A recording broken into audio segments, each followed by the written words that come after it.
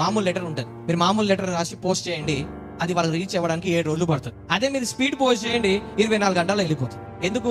అది emergency letter, speed post. అవునా? So నువ్వు బాధలు ఉన్నావు అనుకో, నీ ప్రార్థన ఎమర్జెన్సీ స్పీడ్గా వెళ్ళిపోతుంది. ఎక్కడికి? పరలోకానికి. ఎందుకు? అది ఎమర్జెన్సీ.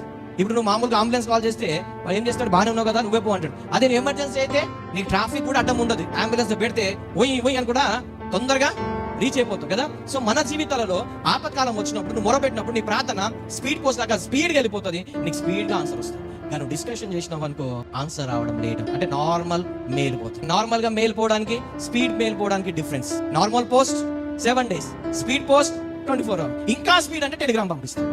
ఇక్కడ పంపిస్తాడు, గంటలో 2 గంటల వరకు టెలిగ్రామ్ ఏమైతుంది? వెళ్ళిపోతుంది. ఎందుకు? ఎమర్జెన్సీని బట్టి. సో మనం కూడా హెవెన్ కి నువ్వు ఎమర్జెన్సీ మెసేజ్ పడితే స్పీడ్గా వెళ్ళిపోతుంది. కాబట్టి నీ మెసేజ్, నీ బాధ, నీ ప్రాబ్లం హెవెన్ కి రీచ్ అవ్వడానికి నువ్వు ప్రార్థన చేయి, దేవుడు కార్యం చేస్తాడు.